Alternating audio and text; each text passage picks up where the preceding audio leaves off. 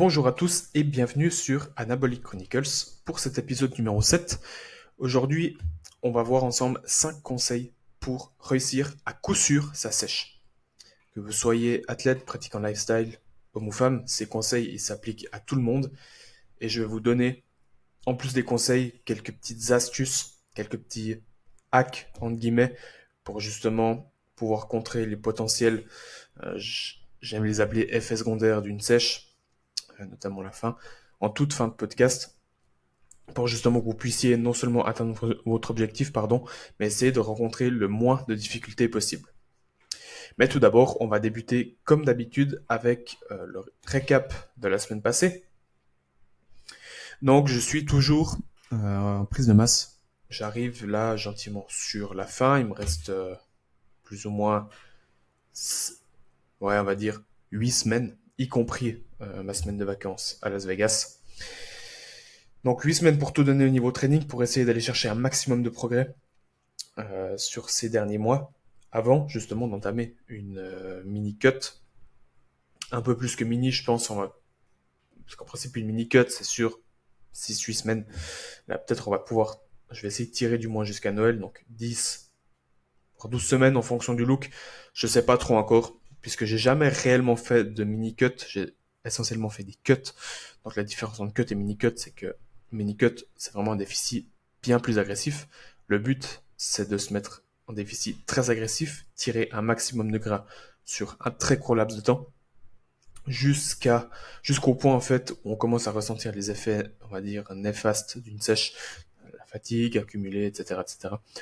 C'est vraiment rentrer, sortir, histoire de nettoyer et de repartir directement hors saison. Donc c'est la première fois que je fais une mini cut, on verra. Mon but ce sera de tirer justement 1 kg par semaine, puisque je pense monter aux alentours de 98 kilos, euh, plus ou moins par là, avant d'entamer la sèche. Donc je pense arriver autour des, on va dire entre 86 et 88. Je pense que mon look, on va dire propre, se situe aux alentours de ce poids. Donc on verra. Du moins je tire jusqu'à Noël. Ensuite une semaine de diet break. Forcément avec les fêtes. Pas trop abusé non plus, mais voilà, 2 repas libres en plus que d'habitude. Avant de démarrer justement sur mon prochain bloc de masse dès janvier 2025. Je pense encore pour une bonne année de hors-saison. Tout dépend de certaines caractéristiques. Ça, je prendrai la décision début janvier. On verra si si je me refais suivre pardon, par un coach, enfin par Christian, du coup, début janvier, parce que je compte pas changer de coach. Je l'ai déjà dit d'ailleurs, du moment où je me ressens prêt à revenir vers toi, du moment où j'ai envie de me refaire suivre, sans doute que je te contacterai. Donc, on verra à ce moment-là. Pour l'instant, finissons déjà cette masse. Pour l'instant, je fais d'énormes progrès. Là, justement, j'ai fait mon bilan ce matin parce que bien sûr, je fais toujours mes bilans. Je tiens toujours cette routine. Donc, bilan, il s'agit quoi? Des photos, de remplir le tableau, d'analyser le tableau, de prendre ma glycémie, de prendre ma pression et de contrôler ma moyenne de battements par minute sur la semaine. Ça me donne justement une bonne indication de savoir si je suis toujours, euh, on va dire, si les feux sont toujours verts pour continuer la masse ou pas. En tout cas, là, tout est au vert. Je prends très peu de fat. Là, j'ai pris beaucoup de kilos ces dernières semaines, mais j'ai remarqué que vraiment, c'est pas beaucoup de fat. J'ai changé de routine d'entraînement il y a 3-4 semaines maintenant. Je suis passé en upper-lower rest x2. Donc, ça veut dire que 2 jours training, 1 jour repos, 2 jours training, 1 jour repos, 2 jours training, 1 jour repos.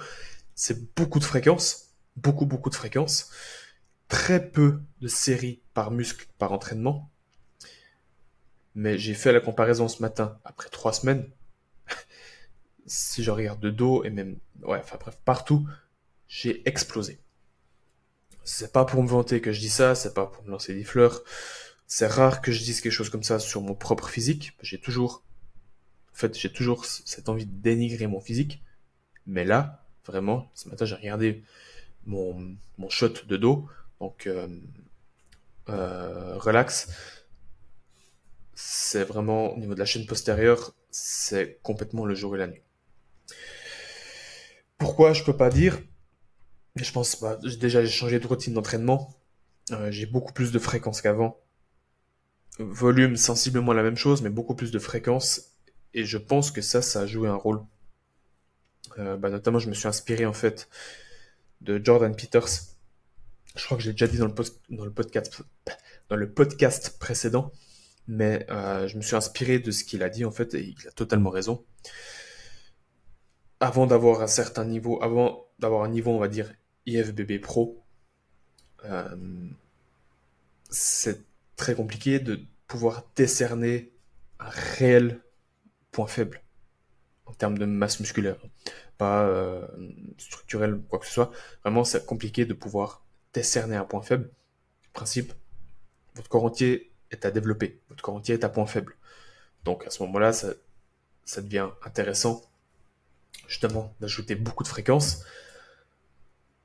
Et qu'est-ce qui s'y prête bien? C'est un upper lower.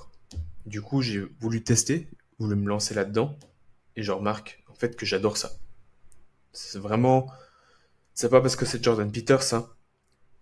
Je l'admire beaucoup, c'est quelqu'un chez qui je me suis beaucoup inspiré, notamment dans son intensité, dans sa manière de penser, que il faut arrêter de trop penser, rester simple, basique, faire ce qu'on aime, et on progressera comme ça.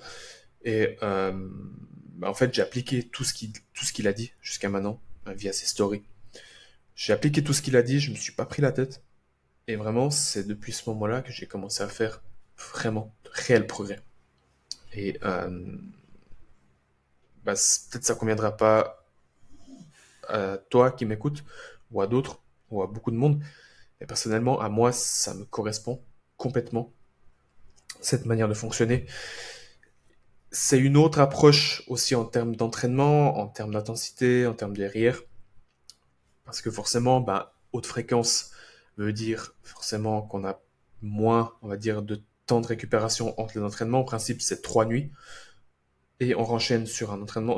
Par exemple, là, je fais les jambes tous les 3 jours. Et c'est une autre approche à avoir en termes d'entraînement. Alors au début, c'est un peu compliqué, on va dire, à jauger parce que typiquement là, j'ai les jambes tous les 3 jours. Je peux me permettre je peux en fait me permettre une certaine proximité à l'échec, mais pas au point que ça vienne empêter ma récupération. C'est-à-dire que, je prends l'exemple d'un hack squat. Euh, si je fais une série, je pourrais pas la pousser, on va dire, entre guillemets, au-dessus de l'échec comme je le faisais auparavant. Ça veut dire que là, je vais devoir m'arrêter du moment où je sais que je ne suis pas sûr de pouvoir passer la prochaine rep. Ça veut dire que il faut vraiment pas que je vienne trop détruire mon système nerveux pour qu'il récupère suffisamment rapidement pour la prochaine séance jambes. Donc ça veut dire que je peux pas par exemple faire des micro-pauses entre les répétitions. Comme je l'ai fait hier sur le hack squat, la série à 5 plaques x 9. On voit la septième, je fais une pause de 10 secondes. Et l'autre, et pour la huitième, encore une pause de 10 secondes. Ça, il faut que je me gaffe à pas trop le faire souvent. Même, je vais même plus le faire maintenant. Vraiment que des reps à la suite, tout le temps en temps sous tension, pour éviter d'accumuler de la fatigue et que je l'autre trop vite. Donc, voilà. Avant, j'avais tendance à pouvoir le faire, ce genre de choses, parce que voilà, je faisais les jambes tous les 5 jours. Du coup, ça me laissait le temps de récupérer suffisamment. Mais là, c'est une autre approche. Et c'est une approche que je préfère parce que personnellement, en enlevant ces micro-pauses, j'arrive beaucoup mieux à quantifier mes progrès et à standardiser les répétitions au fur et à mesure. Et aussi, d'autre part, à mieux récupérer. Hier, j'étais vraiment mais déglingué. Après la séance, j'étais fracassé. Et je sens aujourd'hui que, par exemple, je pense que la séance jambes jeudi va être un poil plus compliqué. Il faudra que je jauge le volume, peut-être le voir un poil à la baisse cette séance pour être capable vraiment de pouvoir en bénéficier pleinement. Donc ça, voilà, j'apprends toujours de mes erreurs. Et le but, c'est justement de corriger ces erreurs par la suite pour ne plus les refaire. Donc, si je devais résumer tout ça, c'est que voilà, j'ai enfin trouvé le style que j'aime. Alors, est-ce que ça va durer? Je ne sais pas, mais pour l'instant, sur le court terme, ça me plaît énormément. Euh, Même si, bah voilà, je suis fracassé à longueur de temps, mais c'est normal. Il y a besoin, en fait, c'est normal, par exemple, après un RDL, d'avoir le bas du dos un peu fatigué, euh, d'avoir un peu des tensions dans les muscles, c'est normal. Si vous mettez vraiment de l'intensité, si vous vous fracassez, ça va être normal d'avoir un peu, en anglais ils disent cette soreness, d'être, bah voilà, de se lever, d'avoir l'impression d'être shooté par un train. C'est un poil normal. Faut pas non plus que ça devienne l'excès au point de ne plus pouvoir se lever, de ne plus pouvoir rien faire de la journée, mais d'être un peu fracas, ça reste normal. C'est c'est le principe justement, on va dire, d'adaptation entre guillemets, enfin de réaction au stimulus que vous avez engendré à l'entraînement. Donc voilà, tout ça pour dire que voilà, je suis content avec ce que je fais actuellement. Euh, Tout roule. Donc simplement continuer, répéter, répéter, répéter. Et on verra les progrès au terme de cette masse. Autrement, rien de particulier. Là, je commence gentiment à re-rentrer dans le rythme. La semaine prochaine, je reprends le travail.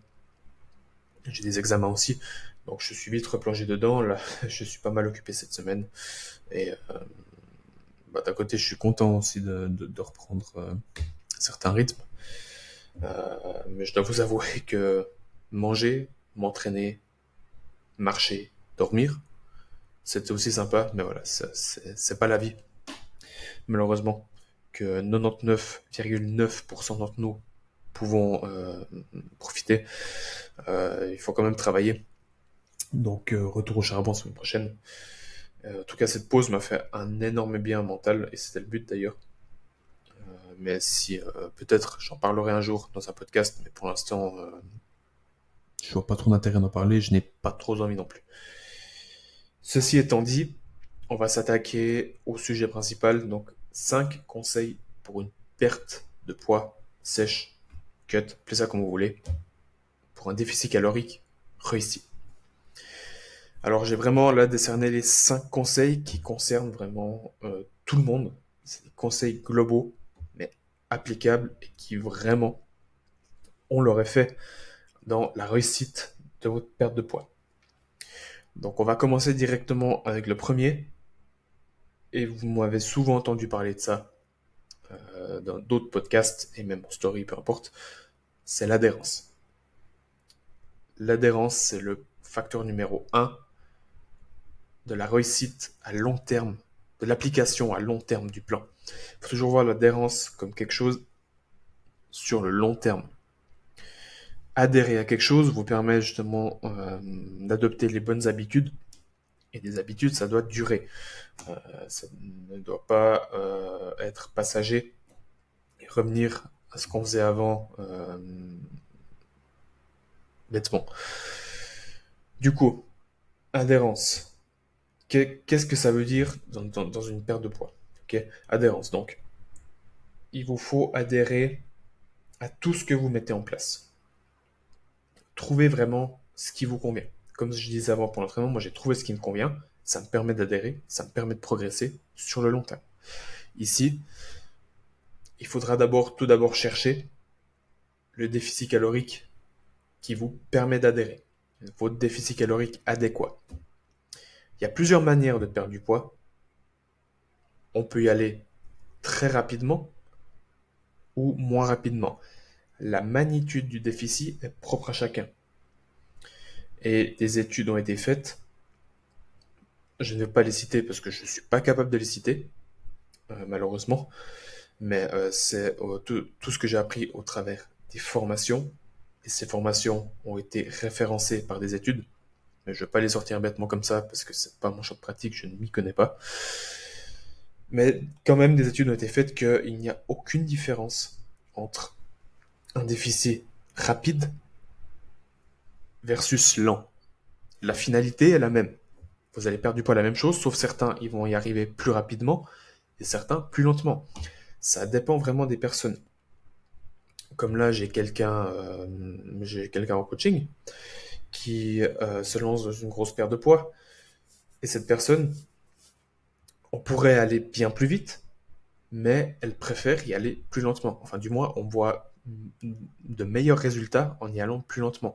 Ça lui permet d'y aller petit à petit, de progresser de semaine en semaine, et justement de s'adapter plus facilement au plan. Et il n'y a aucun problème. Et même, durant le déficit, vous pouvez, à un moment donné, commencer très rapidement, et sur la fin, quand ça devient plus compliqué, y aller lentement.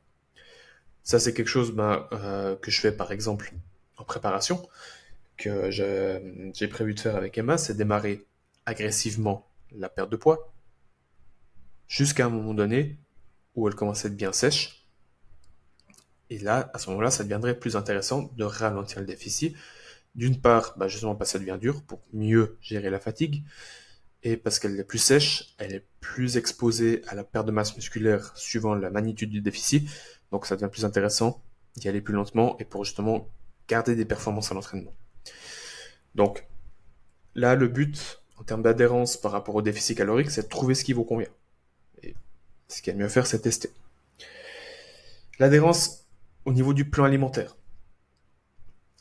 Ajoutez des aliments que vous aimez. Il n'y a pas d'aliments à bannir. Il n'y a pas d'aliment pro-perte de poids. Il n'y a pas d'aliment qui ne vous permet pas de perdre du poids. Le principe, c'est qu'il faut être en déficit calorique. Alors, bien sûr qu'il y a une certaine cohérence à avoir dans le choix de ces aliments. D'un point de vue micronutritionnel, vous êtes en déficit calorique, vous avez moins d'apport.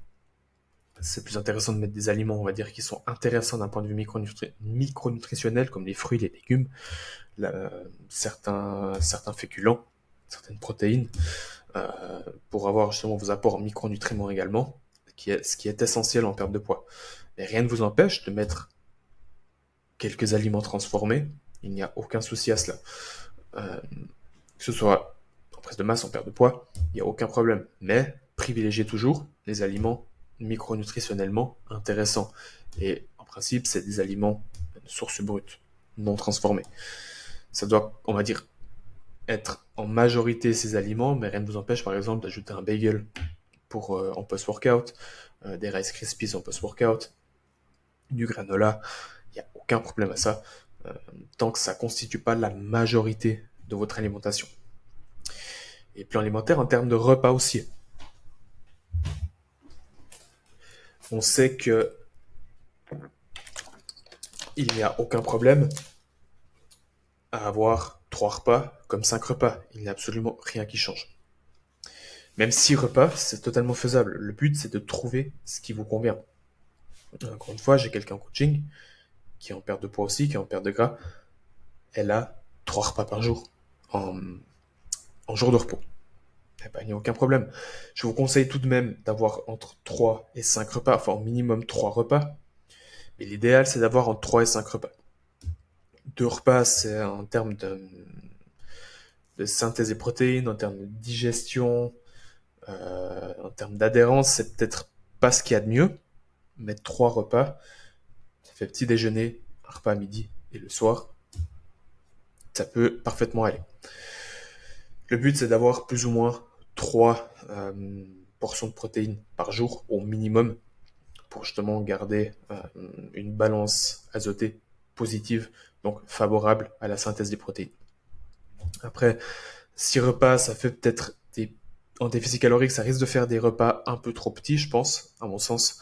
Ça vous fait, imaginons vous avez un total de 1500 calories, ce qui est totalement possible.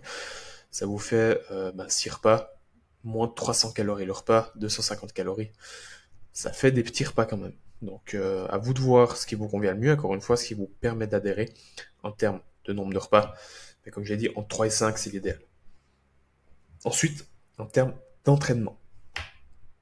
Aussi, ce qui vous permet, alors ça c'est le sujet de l'épisode 6, mais pour résumer, encore une fois, ceux qui n'auraient pas écouté, déjà je vous invite à l'écouter, mais pour résumer, trouvez le nombre d'entraînements qui vous convient par semaine, qui vous permet de tous les faire, de ne pas en louper. Ça sert à rien de mettre 5 entraînements alors que vous êtes capable d'en faire que 4. plutôt en mettre 4, partir par exemple sur un upper-lower, ou un push-pull legs pull, ou un push-pull legs push, peu importe, plutôt que de s'éterniser à faire 5 entraînements alors que vous savez que la grande majorité du temps, vous ne pouvez pas, selon votre emploi du temps. Donc, voir avec ça. Aussi, le cardio. Si vous avez le temps pour du cardio, le matin, par exemple, avant d'aller travailler, ou alors le soir en post-training, mettez-en, mais sachez que vous n'êtes pas obligé d'en mettre. C'est juste en fait un moyen d'accentuer le déficit, mais vous pouvez très bien l'accentuer via la nourriture ou via le cardio. Si vous n'avez pas d'emploi du temps qui vous permet de faire du cardio, si ça commence à venir, c'est pareil pour les pas, hein. Alors, là, je parle cardio et les pas. Si vous commencez à mettre du cardio et des pas et que ça vient empiéter sur vos heures de sommeil, c'est le serpent qui se mord la queue. Vous perdez des heures de sommeil pour de la dépense supplémentaire, mais on sait que avoir ces heures de sommeil, c'est primordial pour perdre du poids. J'ai tous mes clients qui ont voulu perdre du poids. Là, je fais référence par exemple à Joao. Ma foi, la semaine, lui, il arrivait à avoir 6h30 à 7h, voire 7h30 de sommeil dans ces eaux-là. Il perdait du poids, mais plus légèrement. Et le week-end, il dormait. À chaque fois, je savais, entre vendredi et samedi, il dormait entre 8 et 9 heures. Il perdait au moins 1 kilo à chaque fois. Et à chaque fois, je lui disais, tu vois, là, encore une fois, je sais que tu fais de ton mieux. Tu peux pas avoir d'heures de sommeil en plus. C'est pas grave. Il avait pas de cardio, hein. Il avait pas de cardio du tout. C'est seulement qu'il devait se lever très tôt pour aller s'entraîner le matin parce qu'il travaillait sur les chantiers la journée. Il allait pas s'entraîner le soir. Mais il faisait de son mieux, peu importe. C'est ça qui comptait. Je disais, tu vois, tu dors le week-end, pouf, à chaque fois, t'as le poids qui se casse la gueule. Comme quoi, le sommeil, ça fait tout. Donc vraiment, privilégier le sommeil plutôt que d'avoir de la dépense supplémentaire. Ça va vous pas force, ça va juste vous faire accumuler de la fatigue, de la fatigue, de la fatigue, et en fait, ça risque simplement d'empiéter sur vos objectifs. Donc, quitte à mettre moins de dépenses pour privilégier ses heures de sommeil, c'est plus intelligent que l'inverse. Donc voilà, tous ces éléments-là doivent vous permettre d'adhérer en vue de votre objectif. Donc, trouver le déficit calorique adéquat, établir le plan alimentaire avec des aliments que vous aimez, enfin, de manière intelligente que vous aimez, avec le nombre de repas qui vous convient, un nombre d'entraînements qui vous convient, le cardio que vous êtes capable de faire et le nombre de pas que vous êtes capable de faire aussi. Là, on va pas vraiment parler de la construction d'un plan alimentaire dans le cadre d'un déficit calorique, on va vraiment parler de stratégie, de conseils qui vous permet justement de réussir à coup sûr votre perte de poids. Et un élément aussi qu'on n'a pas cité, mais hormis tout ça, c'est qu'est-ce qui vous permet d'adhérer, c'est de se fixer un objectif réalisable, quantifiable, et établir un plan d'action, une roadmap, qu'on appelle ça, par rapport à cet objectif. Ça vous permet de rester toujours on track, ça vous garde un certain level de motivation, même si on sait que la motivation n'est pas tout le temps là. Le but, c'est pas ça qui compte, c'est la discipline, mais ça vous permet de garder en visuel votre objectif et de ne pas passer à côté ou de pas le perdre de vue dans les moments où ça devient le plus compliqué. Et établir une roadmap, un plan d'action pour être sûr de ce qu'on fait, à quel moment, quand, comment. Cependant, ça doit vraiment rester des guidelines, une route à suivre, et ça, vous ne devez pas vous fier qu'à ça, parce que souvent, les choses ne se passent pas forcément comme prévu. On a souvent des imprévus, que ce soit en préparation, que ce soit une perte de poids toute simple. Il y a souvent des imprévus et il faut qu'on improvise. Et il faut savoir, c'est Jay Cutler qui disait ça, sauf erreur. Et ça a été repris très récemment par Amaury, César Coaching sur Instagram. Thinking outside the box. Penser en dehors des cases. C'est bien souvent là qu'on trouve les réponses quand rien ne se passe comme prévu. Savoir improviser, toujours avoir quelque chose sous la main pour réagir à la situation à laquelle on est exposé. Donc ça, c'était premier point, adhérence. Trouver la stratégie qui vous permet d'adhérer. Ensuite, ce que je vous conseille, et ça c'est très fortement recommandé par la plupart des coachs, enfin du moins les bons coachs qui le font, c'est de traquer ses données. Personnellement, j'ai un tableau. euh, je, je pense que vous l'avez déjà vu passer en story. J'ai un tableau en fait, dans lequel je traque toutes mes données, que ce soit pour mes clients ou pour moi. Je traque vraiment le maximum de choses possibles qui sont essentielles pour moi. Donc j'ai un tableur où je traque énormément de choses. Sommeil, récupération, faim, digestion, motivation, euh, heure de sommeil, le poids forcément, l'entraînement, l'énergie à l'entraînement, la progression, etc., etc. Je traque énormément de choses en fonction de la personne, bien sûr, de ce que je trouve utile pour le client à l'instant T. Mais dans mon cas, je traque énormément de choses. Euh, Très peu les mensurations, du moins ça c'est vraiment propre. Si la personne veut le faire, elle peut le faire, mais moi je le demande pas. Mais il faut, le but c'est d'être, on va dire, précis avec le tracking de données, mais il faut pas non plus être à cheval sur ça. Il faut savoir justement faire une synthèse de toutes ces données et en tirer une conclusion. Ça peut en fait nous expliquer beaucoup de choses à travers ces données. Ça peut et elles ont tout un lien entre elles. C'est essentiel quand on traque ces données de ne pas se fier à une donnée de manière isolée et ne jamais également se fier à une donnée à un jour précis de la semaine. Il faut toujours se fier à la moyenne hebdomadaire, c'est bien plus représentatif parce qu'on a tous passé des journées de merde. Euh, mais si on se fie qu'à un jour en particulier, on se dit bah sa semaine c'est de la merde. Ça peut très facilement nous fausser dans notre bilan, dans ce qu'on a sous les yeux. Donc c'est bien de traquer ces données, mais faites la moyenne à chaque fois de la semaine et analysez-les dans leur ensemble. C'est comme par exemple le poids.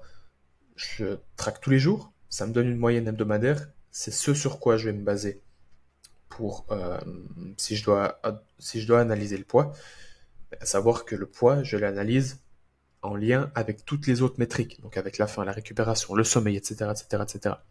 Je prends l'exemple, un client, quelqu'un en perte de poids, je vois que sa moyenne de poids hebdomadaire est montée par rapport à la semaine passée. Bien. Si je regarde que le poids de manière isolée, je peux me dire, ok, le poids est remonté, ça se peut qu'il soit plus vraiment en perte de gras. Du coup, je vais baisser la diète, d'accord, ou je vais augmenter la dépense. Mais dans les, on va dire dans le biofeedback, donc tout ce qui est par rapport au sommeil, récupération, etc. Dans ces données-là qui ont été traquées, je vois que, par exemple, il n'a pas fait ses pas, euh, il a dormi 4-5 heures par nuit, il a eu une très mauvaise digestion. Donc à ce moment-là, je me dis, ok, non. Là, il y a eu un autre problème ailleurs. C'est pas un problème de déficit calorique, c'est vraiment un problème de récupération. Euh, il a eu une semaine très certainement de merde. Il a peut-être été malade. Il a très peu dormi. Ça lui a créé de la fatigue. La fatigue a pu créer des problèmes digestifs. Et du coup, tout ça a créé de l'inflammation, de la rétention d'eau. Et de ce fait, le poids est monté. Donc là, je vois que le problème n'est pas le déficit calorique, le problème est ailleurs. Donc, c'est pour ça que je dis ne jamais euh, analyser une donnée de manière isolée, toujours la mettre en lien avec toutes les autres données que vous avez, en faire une synthèse et une conclusion de toutes ces données. Mais c'est important de les traquer justement pour ce genre de choses. Ça peut vraiment vous donner des indications, ça peut répondre aux potentielles questions que vous avez par rapport à certaines données. Et également, et c'est pour moi, hormis toutes ces données qui restent des chiffres et selon moi qui restent quand même assez subjectifs, parce que par exemple, si on devait analyser la fin de 1 sur 10, une fin 10 sur 10 pour quelqu'un pourrait être par exemple une fin 5 sur 10 pour moi. Donc ça reste subjectif, mais c'est quand même, en fait, il faut voir plutôt les tendances plutôt que les valeurs dans l'absolu. Mais hormis toutes ces données-là qui sont des chiffres, moi je me fie beaucoup dans une perte de poids aux photos. Les photos, c'est pour moi quelque chose d'essentiel que vous coachez vous-même, que vous êtes avec un coach qui vous demande des photos. Vraiment, faites des photos de qualité tout le temps dans les mêmes conditions, à jeun, avec la même lumière, même spot, tout le temps la même chose, pour que justement ils puissent analyser de semaine en semaine. Et c'est vraiment là qu'on voit les progrès qui ont été faits ou non. Je prends l'exemple encore une fois, le poids peut être remonté, mais la personne paraît plus sèche. Enfin, remonté, j'entends 200-300 grammes, mais la personne paraît plus sèche. Donc au final, en soi, le poids, on sait qu'on s'en fout un peu, puisque le look s'est amélioré. Ok. Donc c'est pour ça que non seulement les chiffres, c'est intéressant, c'est important de les analyser, mais les photos sont pour moi plus importantes que les chiffres, parce qu'elles sont bien plus représentatives de la situation donnée qu'on a sous les yeux. Euh, Justement, par exemple, le poids continue de descendre, mais on voit que la personne ne sèche pas. On voit que la condition, le body fat reste le même de semaine en semaine, mais le poids descend. Là, on pourrait pas potentiellement dire qu'il peut y avoir, par exemple, une perte de muscle. Le déficit est trop agressif, ou qu'elle ne s'entraîne pas, ou que, je ne sais pas, il peut y avoir d'autres raisons, mais le look ne change pas, mais le poids descend. Là, on pourrait prétendre qu'il y a une perte de muscle, et en fonction, faire des changements, des modifications pour éviter ça, et perdre du gras essentiellement. Donc voilà, toutes ces données-là, les photos, biofeedback, votre tableau de tracking de données, vous permet justement d'effectuer les choix judicieux et stratégiques pour continuer la route envers votre objectif. Et c'est important de dézoomer ces données sur la semaine, je dirais pas très peu sur le mois, mais essentiellement sur la semaine pour vous donner une meilleure idée de la situation. Du moins, c'est comme ça que je travaille avec mes clients et ça a toujours fonctionné jusqu'à maintenant. J'ai pu toujours prendre les bonnes décisions quand il fallait, malgré des erreurs que j'ai faites, ce qui est normal. Mais ça m'a toujours permis de prendre les bonnes décisions pour les mener à leur objectif. Ensuite, troisième point. On va vraiment parler là de... Ça vaut autant pour le sport que pour, je pense, tout dans, dans la vie en général. Mais l'organisation, c'est vraiment la clé de la clé de la clé du succès, l'organisation. Être organisé vous permet d'être moins stressé. Moins stressé engendre moins de fatigue et moins de tentation vous permet d'être plus concentré sur votre objectif, à ce que vous avez à faire et de moins être distrait, par exemple, par la bouffe ou autre. Ça vous permet vraiment de rester focus sur ce que vous avez à faire, de faire les choses bien en vue de votre objectif. Qu'est-ce qu'on entend par organisation dans le monde, enfin dans le cadre d'une perte de poids? On va parler surtout d'un point de vue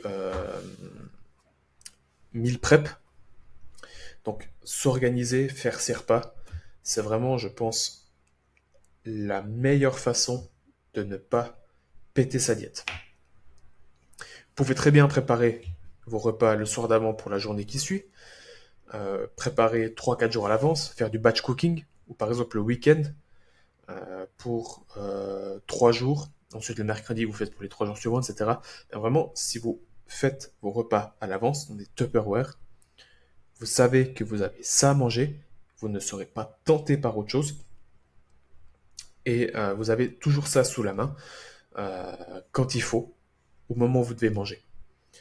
C'est vraiment, je pense, essentiel. En tout cas, moi, c'est ce que j'ai toujours fait. C'est par exemple, imaginons la journée. Je sais que je ne serai pas forcément à la maison, je vais être beaucoup en déplacement, il peut y avoir des imprévus. Quitte à avoir un repas en plus sur moi que je ne vais pas manger, je prends toujours tous mes repas avec, parce qu'on ne sait jamais. On ne sait jamais si après avoir fait telle ou telle chose, il y a telle ou telle chose qui suit. vous allez rentrer plus tard, vous avez du retard, etc., etc. Et imaginez-vous, si vous n'avez pas pris ce repas en plus, vous n'avez pas de repas, vous ne revenez pas à la maison, et vous serez potentiellement tenté par autre chose parce que vous avez faim.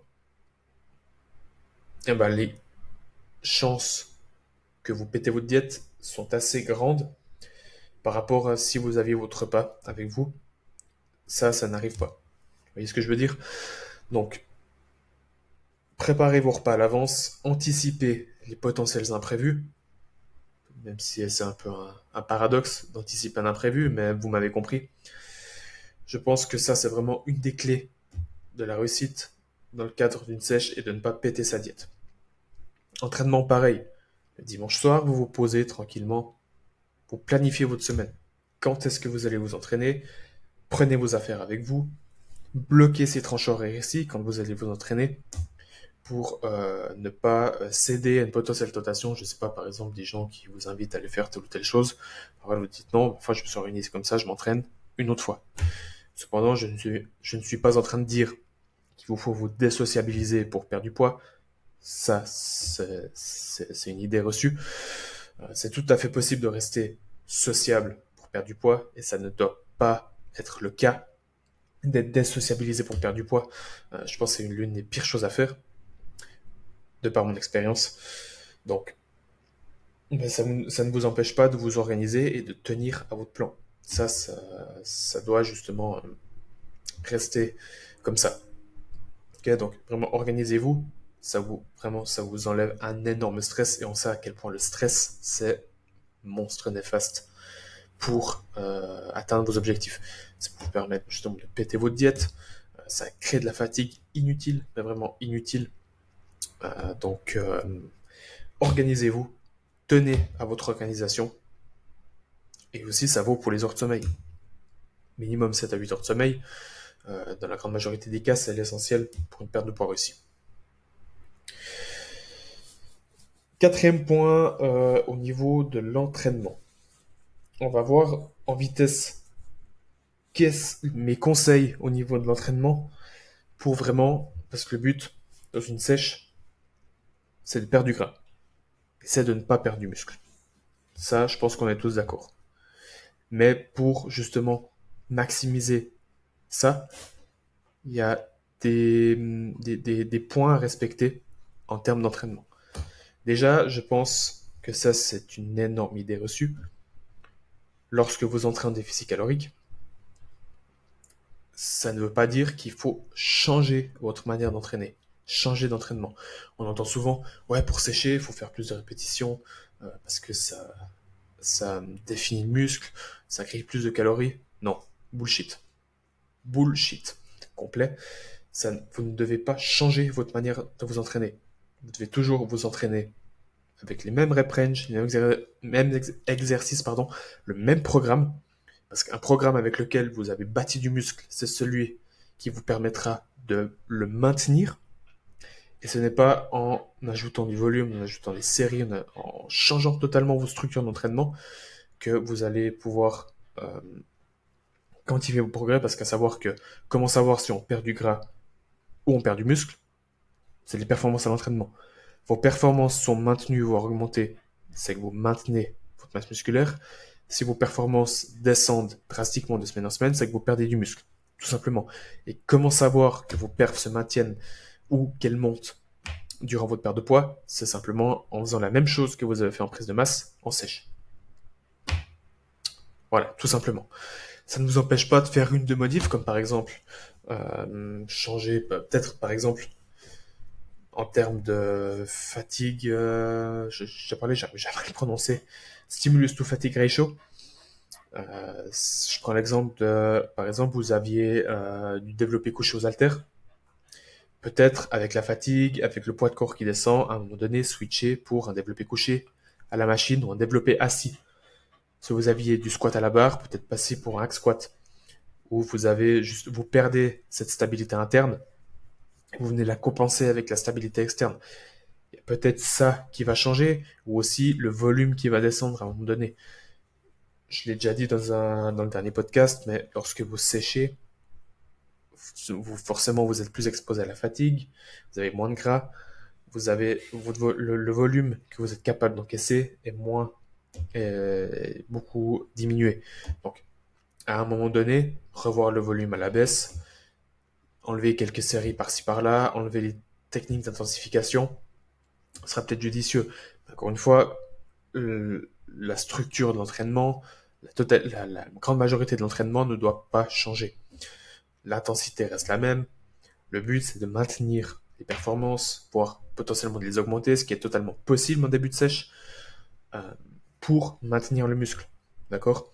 C'est vraiment quelque chose d'essentiel et qui est bien souvent négligé en sèche, c'est l'entraînement.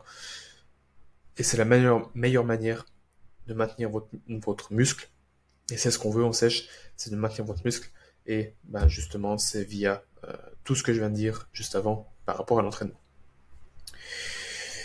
Donc ça, c'est le quatrième point, on va dire. C'est le quatrième point dans lequel j'ai énoncé pas mal de conseils.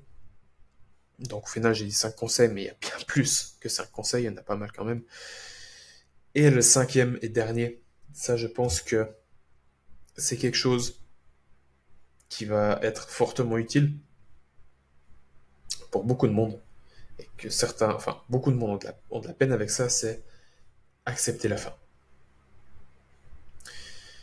Il y a un moment donné, ce sera inévitable, à coup sûr, à 100%, vous aurez faim. Vous ne saurez plus discerner l'envie de manger et la faim. Et c'est là que ça va devenir compliqué. Mais la meilleure des choses à faire, c'est d'accepter la faim. Il y a pas, de toute façon, vous n'avez pas d'autre choix. Si vous n'acceptez pas la faim, vous allez péter votre diète, vous allez cheater, vous allez bouffer de la merde et votre perte de poids est niquée. Tout simplement. Donc, accepter la faim, cependant, il y a quand même quelques possibilités, quelques petits tricks à faire pour essayer de l'éviter, du moins essayer de la contourner au mieux. Là, j'ai mentionné 3 hacks que je trouve intéressants, que moi j'ai mis en place pour ma préparation, parce qu'à la fin, je vous avoue que c'était vraiment sans mordre le bout des doigts, littéralement, j'avais les doigts en sang tellement voilà. Premier conseil, bouffez-vous les doigts, plutôt que de bouffer de la merde. Certes, vous n'arriverez plus à mettre la main dans vos poches, mais au moins, le bout des doigts, c'est pas calorique, donc il n'y a aucun risque. Non, je rigole.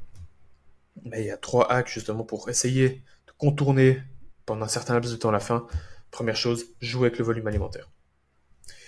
Ça, c'est quelque chose que tout le monde commence à faire, que ce soit sèche, préparation, compétition.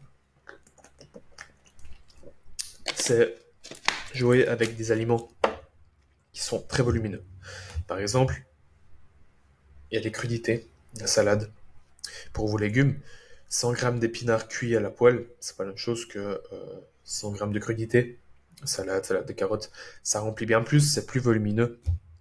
Les blancs d'œufs aussi, imaginons vous avez, je sais pas, 20 g de whey. 20 g de whey, c'est plus ou moins l'équivalent de 180 à 200 g de blanc d'œuf. Donc je pense que c'est bien plus intéressant de jouer avec des blancs d'œufs quand ça devient compliqué qu'avec de la whey, ça remplit bien plus. Qu'est-ce qu'il y a encore? Avec quoi je jouais? Il y a les pommes de terre qui sont super. Imaginez les pommes de terre, c'est 16 grammes de glucides au 100 grammes. C'est l'équivalent de plus ou moins 20 grammes, 25 grammes de riz. Plus ou moins 25 grammes de riz cru, pardon. Donc c'est 4 fois plus volumineux que du riz. Du moins si vous les tolérez. Attention aussi en quantité de fibres, parce qu'à un moment ça peut se retourner contre vous. Si vous mangez trop de fibres, vous avez le risque de constiper, d'avoir des ballonnements, problèmes digestifs. Donc attention à ça, ne pas trop en abuser. Mais jouer avec le volume alimentaire, ça peut être une bonne chose. Comme j'ai dit, il y a les pommes de terre, il y a le konjac qui peut vous être utile aussi, qui est très très très très très faible en calories.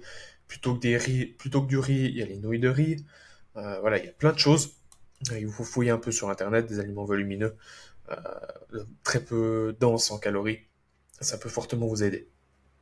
Attention, comme j'ai dit, à votre digestion tout de même. Deuxième hack, ça peut être le jeûne intermittent. On entend tellement de choses au niveau du jeûne intermittent, comme quoi c'est le truc révolutionnaire, ou on entend aussi comme quoi c'est la pire des choses. Encore une fois, peut-être une question d'adhérence. Qu'est-ce que vous préférez? Qu'est-ce qui vous plaît le plus? Qu'est-ce qui vous permet en fait de, de suivre votre plan? Ça, c'est quelque chose que j'ai fait aussi en préparation et que j'ai vu pas mal de gars en compétition le faire aussi, c'est de repousser le petit-déj le plus longtemps possible pour justement démarrer votre premier pas le plus loin possible dans la journée. Ça peut très bien être à midi. J'enlève ma casquette parce qu'il fait un peu chaud. Ça peut très bien être à midi que vous démarrez votre premier pas, parce que souvent quand on mange le matin tôt, la faim se décuple au fil de la journée. Alors que des fois, si on repousse un peu le repas et qu'on commence son premier pas à midi, et qu'on fait une session de travail jusqu'à midi, justement, bah, ça permet d'enchaîner les repas plus rapidement, ou alors, par exemple, plutôt d'avoir 5 repas, en faire 4 un peu plus gros. Ça, c'est aussi une chose à faire, le jeûne intermittent.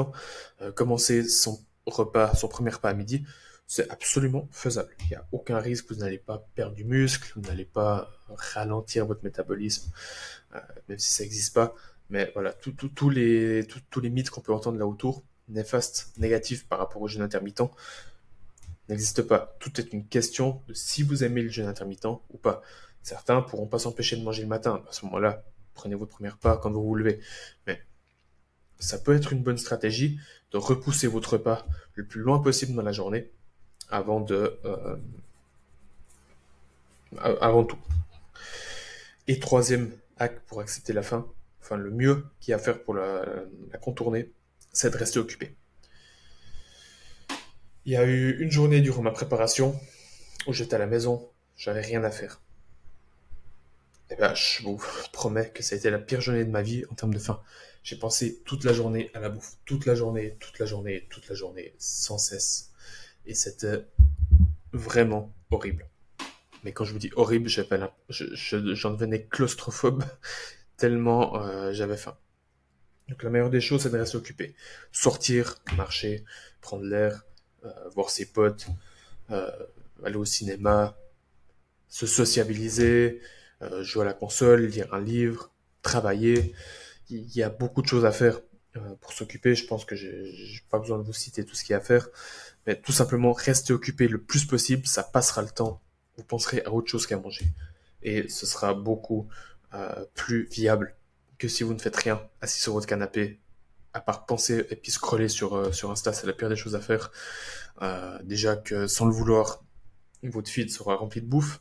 Alors si vous passez votre journée dessus, il y a de fortes chances que vous pétiez votre diète. Donc, restez occupé le plus longtemps possible. Donc les trois hacks, jouez avec le volume alimentaire, faites le jeûne intermittent, enfin, du moins repoussez votre première pas le plus longtemps possible, et occupez-vous le plus longtemps possible, le plus possible pour contourner la faim. Et forcément, ça on va dire c'est un petit bonus, mais c'est bon de le rappeler, la patience. Soyez patient dans le processus. Vous n'allez pas être sec du jour au lendemain. Il faudra quand même quelques semaines pour atteindre votre objectif. Ne vous précipitez pas dans le choix de vos décisions. Y allez-y step by step, vraiment, euh, et trouvez le rythme qui vous convient pour atteindre vos objectifs. Mais soyez patient. Faites ce qu'il y a à faire jour après jour, semaine après semaine. Euh, Appréciez le processus, même si la finalité en soi c'est l'objectif. Si vous appréciez le processus, vous êtes patient, ça passera beaucoup plus vite et ce sera beaucoup plus viable pour vous. Euh, Ce sera... Ouais, voilà. Je pensais que j'allais dire quelque chose d'autre, mais non. Et si vous faites des erreurs, c'est pas grave. Comme je dis toujours, acceptez ces erreurs, tirez des leçons, allez de l'avant. C'est aussi simple que ça. Donc là, j'ai quand même donné pas mal de conseils. Quand voilà, on va pas parler de comment mettre un déficit calorique en place. Ça, je pourrais peut-être faire un podcast, mais c'est très contextuel, donc c'est assez difficile Je vais peut-être pouvoir le faire, mais c'est assez difficile en soi. Mais là, je vous ai quand même donné pas mal d'indications. Du moins au début, le déficit calorique adéquat. Euh, donc ça vous donne déjà pas mal d'indications sur comment mettre un déficit calorique en place. Mais plus en détail, moi je pense que ça va être faisable un podcast, je pourrais y penser par la suite. euh, pour justement vous aider à mettre en place le déficit calorique qui vous convient et comment le faire. Mais là, déjà, à travers ces conseils, je pense que ça pourra énormément vous être utile si vous l'avez mis en place et que vous galérez à atteindre votre objectif. Et ça vous permettra justement de ne pas faire les erreurs que beaucoup de personnes font, que moi j'ai pu faire, qui pourraient ralentir votre progression. Donc avec ça, vous allez gagner un temps fou, une énergie aussi, euh, pour justement atteindre votre objectif de perte de poids.